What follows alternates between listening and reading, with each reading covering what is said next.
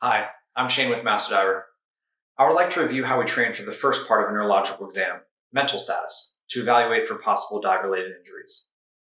It may be beneficial for you to follow along on a sample neurological exam checklist. A link for one will be provided in the description below. The purpose of testing a patient's mental status are to characterize if the patient is alert and oriented.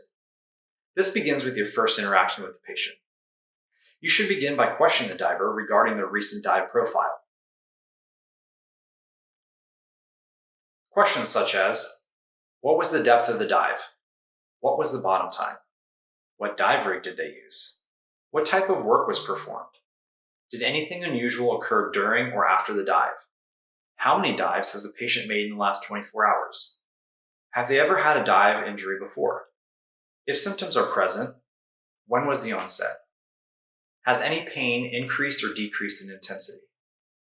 Does the patient have any current medical issues or medication that might explain the symptoms?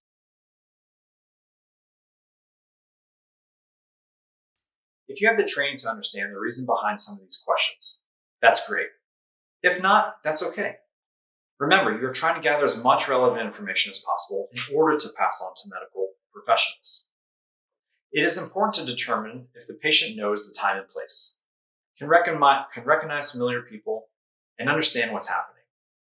Also, is the patient's mood appropriate or typical?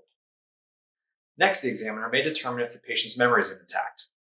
Make sure you already know the answer to whatever questions you're going to ask them. If a problem does arise in the mental status evaluation, the examiner can assess their cognitive ability further. Ask the patient to remember something. An example would be red ball, green tree, couch. Inform them that they will be asked those words throughout the examination.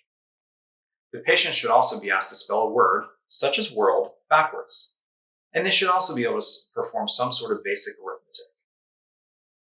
At this point, we're now finished with the first part of the neuro, which was mental status.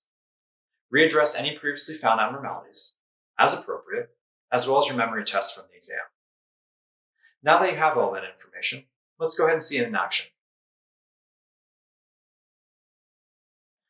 All right, so I'm here with my patient, Andre. Hello, everybody. We're going to go ahead and demonstrate how to do the first part of the neurological examination, which is mental status.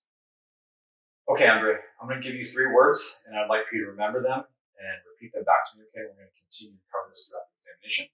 Those words are red ball, green tree, and couch. Go ahead and say that back to me. Red ball, green tree, and couch. Perfect. Okay, so what's your name? Andre. Where are you right now? San Diego. Okay, and about what time is it? 8 o'clock. 8 o'clock. Okay, cool. So the patient is alert and oriented times 3, so that's good.